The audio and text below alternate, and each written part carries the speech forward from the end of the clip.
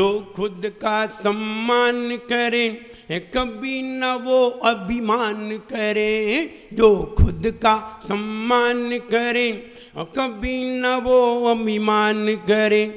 उनको सब इंसान कहें, उनको सब इंसान कहें, उनको सब इंसान कहें, उनको सब इंसान कहें। अहंकार विष पीता है वो इंसान कब जीता है। अहंकार विष पीता है वो इंसान कब जीता है। इंसान हो मुर्दा हो, इंसान हो मुर्दा तो अकड़ दिखाए रे। जीवन पानी की बूंद कब मिट जाए रे हो। जीवन पानी की बूंद कब मिट जाए रे। होनी अनहोनी हो, होनी अनहोनी कब क्या घट जाए रे। जीवन पानी की बूंद कब मिट जाए रे हो। जीवन पानी की बूंद कब मिट जाए रे। करता है तू मनमानी और बन करके तू अभिमानी। करता है तू मनमानी और बन करके यूं अभिमानी। और पढ़े नहीं तू जिनवाणी, पढ़े नहीं तू जिनवाणी, पढ़े नहीं तू जिनवाणी, और पढ़े नहीं तू जिनवाणी। और खाक जिंदगी भर छानी मूड़ रहा तू अज्ञानी। खाक जिंदगी भर छानी मूड़ रहा तू अज्ञानी। उसका बुलावा हो, उसका बुलावा कब घर आ जाए रे। जीवन पानी की बूंद कब मिट जाए रे हो। जीवन पानी की बूंद कब मिट जाए रे। जब हमारे जीवन में क्षमा का भाव आ जाता है, जब हमारे जीवन में क्षमा, उत्तम क्षमा का गुण आ जाता है, उस व्यक्ति के जीवन में विनम्रता अपने आप ही समा जाती है। रग रग में विनम्रता आ जाती है और वो व्यक्ति इतना विनम्र हो जाता है, हर व्यक्ति से क्षमा मांगना चाहता है, हर व्यक्ति के सामने झुकना चाहता है। और जो जितना झुकता है वो उतना ही ज़्यादा पाता है। झुका हुआ व्यक्ति बहुत ज़्यादा पाता है, लेकिन जो झुकता नहीं है वो कुछ भी नहीं पाता है। आपने देखा होगा, आपने देखा होगा पर्वत, जो पत्थर के पर्वत हैं, बड़े बड़े पर्वत हैं, पानी बहुत बरसता है, लेकिन पत्थर सूखे का सूखा ही रहता है। पत्थर सूखे का सूखा ही रहता है, लेकिन नीचे तालाब में पानी भर जाता है, नीचे नदियों में पानी कलकल करता हुआ बहता है, तालाब भर जाता है पानी से, लेकिन पर्वत सूखा ही रह जाता है। जो सर उठा करके जीता है, सर उठाना चाहता है, अहंकार दिखाना चाहता है, ऐसे व्यक्ति सूखे रह जाते हैं। लेकिन जो व्यक्ति झुकते हैं, झुकना जानते हैं, झुकना चाहते हैं, वे व्यक्ति सारी दुनिया की दौलत पा जाते हैं। और कहते हैं अगर तुम्हें जो कुछ भी मिलेगा, तुम्हें दुनिया में जो कुछ भी मिला है, जो कुछ भी तुम्हें मिलेगा, सब झुक करके ही मिलेगा। आप जितना ज़्यादा झुकोगे उतना ही ज़्यादा पा सकोगे। अनंत भगवान के सामने झुक जाइए, क्योंकि अनंत भगवान के पास सारी दुनिया की दौलत है। सारी दुनिया की दौलत अनंत भगवान की दौलत है, तीर्थंकर की दौलत है। उनको जितना ज़्यादा झुकोगे दुनिया की दौलत उतनी ही ज़्यादा मिलेगी। उनके सामने कहीं तुमने अकड़ दिखा दी, अरे कभी मंदिर में जाओ तो बिल्कुल झुक करके जाओ। जितना झुकोगे उतना ही ज़्यादा पा सकोगे। हम में जी रहे हैं, हम में जी रहे हैं, ज्ञान को तज कर, ज्ञान को तज कर, घूंट विष का पी रहे हैं, घूंट विष का पी रहे हैं, पाप में लगकर, पाप में लगकर झुक न पाया, झुक न पाया, मैं विनत हो चूर हो गया, मेरा जीवन कोरा कागज कोरा ही रह गया, मेरा जीवन कोरा कागज कोरा ही रह गया,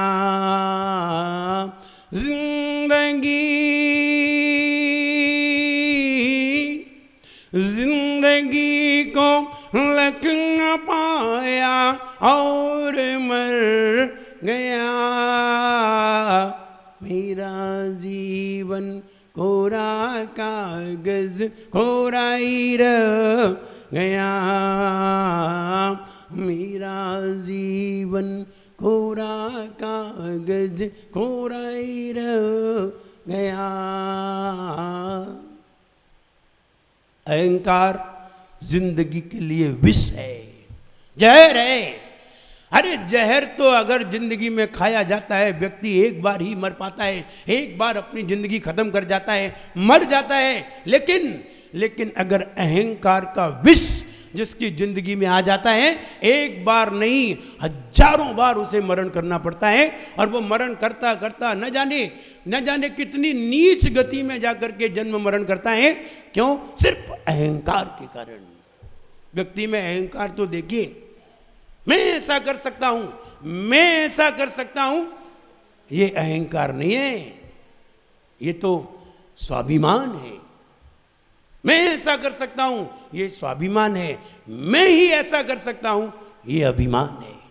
ऐसा अभिमान अपने जीवन को दुखदाई है। ऐसा अभिमान हमेशा व्यक्ति अपने बराबर वालों को दिखाना चाहता है। नीचे वालों को अहंकार दिखाने से क्या लाभ है, क्योंकि वो स्वयं ही नीचे हैं। लेकिन कभी कभी वो बराबर वालों पर अहंकार दिखाना चाहता है, कभी कभी बड़ों के सामने अहंकार दिखाना चाहता है। जब बड़ों के सामने अहंकार दिखाता है, बड़ों के सामने अपने आप को बड़ा बताना चाहता है, ऐसा व्यक्ति उद्दंड कहलाता है। लेकिन जब बराबर वालों को नीचा दिखाना चाहता है तो उसे ही अहंकार कहते हैं। अहंकार जीवन में पता नहीं चलता। अहंकार का ज्ञान में अहंकार तो सबको हो जाता है। जरा सा ज्ञान हो जाए पर देखो आदमी को कितना अहम दिखाता है। ज्ञान का अहंकार तो सबको हो जाता है, लेकिन अहंकार का ज्ञान किसी को नहीं हो पाता। ज्ञान का अहंकार नहीं, अहंकार का ज्ञान करना है। अहंकार का ज्ञान करेंगे, अहंकार तिरोहित हो जाएगा, और ज्ञान पर अहंकार करेंगे, ज्ञान में अहंकार करेंगे तो ज्ञान भी तिरोहित हो जाएगा। अब ज्ञान में अहंकार करना है कि अहंकार का ज्ञान करना है? ज्ञान तो अहंकार का ही करना चाहिए, क्योंकि अहंकार अज्ञान में ही आता है। और जैसे ही अहंकार जाता है, विनम्रता अपने आप ही प्रकट हो जाती है। और विनम्रता से सारे गुण समावेश किए जाते हैं, चाहे सम्यक दर्शन हो, चाहे सम्यक ज्ञान हो, चाहे सम्यक चारित्र हो। विनम्रता ही सारे गुणों को लाने वाली एक मास्टर की है। जिसने विनम्रता धारण की, सारे गुणों को प्राप्त कर लिया। ऐसा कोई गुण ही नहीं बचा जो विनम्रता नहीं ला सके। इसलिए मैं ये कहना चाहूँगा, हमें बड़ों के प्रति बहुत विनम्र होना चाहिए। अकड़ दिखाने को तुम कभी भी अकड़ दिखा सकते हो। मारीच ने, जो भगवान महावीर का जीव था, भगवान आदिनाथ के समोचरण में, आदिनाथ के परिवार में पैदा होकर के मारीच ने भगवान के समोचरण में जरा सा अहंकार दिखा दिया। और जरा सा अहंकार इसलिए दिखा दिया कि भगवान आदिनाथ की वाणी में ये खिर चुका था कि किसी ने पूछ लिया था कि 24वां तीर्थंकर कौन होगा, तो आदिनाथ भगवान के समोचरण में वाणी में घिरा कि ये सामने बैठा हुआ जो मारीच है, ये 24वां तीर्थंकर होगा। ऐसा अहंकार उसके मन में आया, ऐसी बात सुनकर के ऐसा अहंकार आया कि उसने 363 मत चला दिए। 363 मत का रिजल्ट देखिए। उसी मारीच के जीव को, जिसे 24वां तीर्थंकर होना है, एक जिंदगी के अहंकार का परिणाम बता रहा हूं। अगर एक जिंदगी में, जरा सी देर में, थोड़ी सी उम्र में, 1 साल में, 2 साल में तुमने कहीं अहंकार कर लिया और उस अहंकार में तीर्थंकर की वाणी को तुमने ठुकरा दिया, तो उसका रिजल्ट देखिए कि क्या होगा। उसका रिजल्ट इतना खतरनाक है कि आदमी सोनेगा तो कांप उठेगा। वो तीर्थंकर होने वाला भगवान महावीर का जीव मारीच की अवस्था में उसने अहंकार करके दिखाया, मुनि बन करके अहंकार किया। रिजल्ट देखिए, उसी को 30 करोड़ बार कुत्ते की पर्याय में जाना पड़ा। वो भगवान महावीर का जीव जो तीर्थंकर होने वाला है, घोषित है ये तीर्थंकर होगा, और तीर्थंकर के खानदान में पैदा होने वाला जीव 30 करोड़ बार कुत्ते की पर्याय में गया। वही तीर्थंकर होने वाला जीव 20 करोड़ बार स्त्री की पर्याय में गया। वही तीर्थंकर होने वाला जीव 60 करोड़ बार गधे की पर्याय में गया। वही तीर्थंकर होने वाला जीव 60 लाख बार गर्भ में मारा गया, और वही तीर्थंकर होने वाला जीव 60,000 बार वेश्या की पर्याय में गया। विचार करिए, एक जिंदगी का अभिमान अगर इतनी दुर्गति बनाता है तो हमें कभी भी अभिमान नहीं करना चाहिए। हमें विनम्र हो जाना चाहिए। मेरा जाता क्या है, विनम्र होने में कोई ऐसा थोड़ा ही हम छोटे हो जाते हैं। अरे विनम्र तो बहुत भाग्यशाली लोग हुआ करते हैं, हर कोई विनम्र नहीं हो पाता है। अहंकार तो नीच से नीच व्यक्ति दिखा देते हैं, और अहंकार नीच की पहचान है, और विनम्रता उच्च कुलीन की पहचान है। जो उच्च कुल में जन्म लेते हैं उनके मन में ही, उनके दिल में ही वो विनम्रता का भाव रहता है।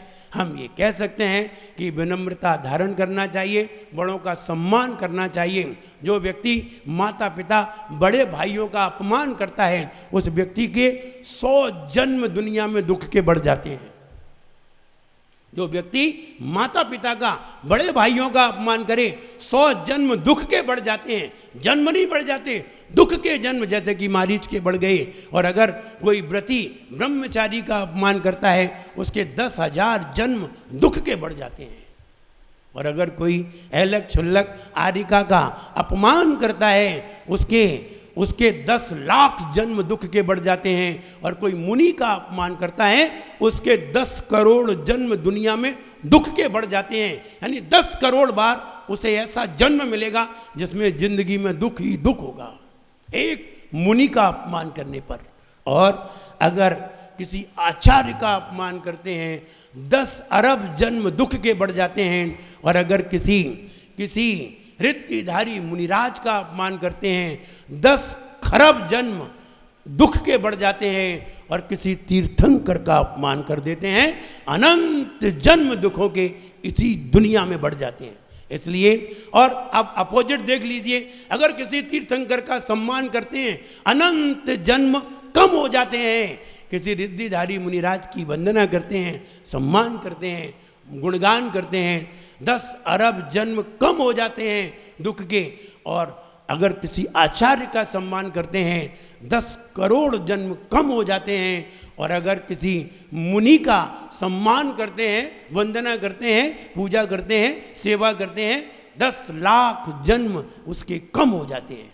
हम ये कहना चाहते हैं, अगर हमारे दुनिया में दुख कम होते हैं, अगर मुनिराज से हमारे दुनिया में दुख कम होते हैं, तो हमें मुनिराजों की सेवा में लग जाना चाहिए। हमें मुनिराजों के गुणगान करना चाहिए, आचार्यों की सेवा करना चाहिए, रिद्धिधारियों का सम्मान करना चाहिए, और तीर्थंकर की वंदना प्रतिदिन करना चाहिए। अगर हमारे कई जन्म कम होते हैं, अपने जन्मों को कम करना है, एक ही तरीका है, तीर्थंकर की वंदना करिए, तीर्थंकर का सम्मान करिए, गुणगान करिए, यशगान करिए, और मुनिराज की वंदना करिए। आपके जन्म कम होते चले जाएंगे, दुख कम होते चले जाएंगे।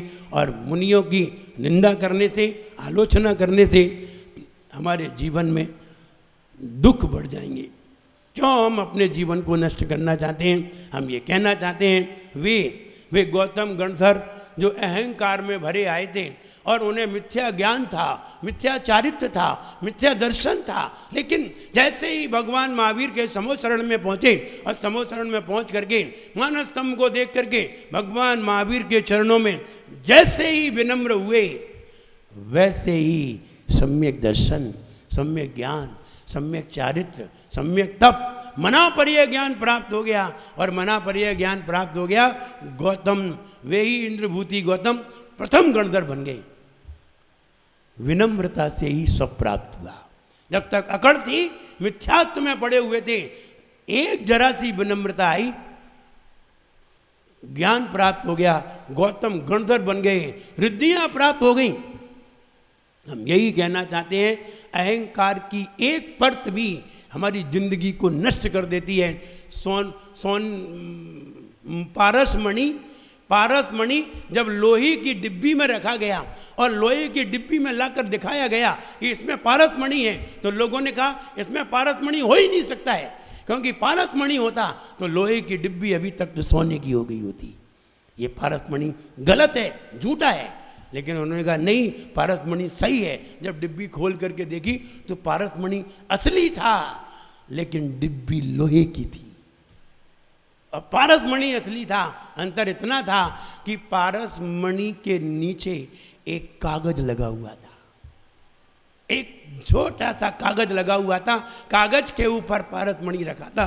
इसलिए सोने की डिब्बी भी, वो लोहे की डिब्बी सोने की नहीं हो सकी। एक अहंकार की परत भी हमारी जिंदगी को सोना नहीं बनने देती। इसलिए हमें हमारे अंदर वो विनम्रता आनी चाहिए, कोई भी अहंकार की परत न रह जाए और इतनी विनम्रता आ जाए कि हम सारे गुणों को पा सकें। यही विनम्रता हमें सम्यक दर्शन, सम्यक ज्ञान और सम्यक चारित्र को दिला करके हमें आनंदित करेगी और हम यही विनम्रता अपने जीवन में धारण करें। जय बोलिए उत्तम मार्दव धर्म की जय।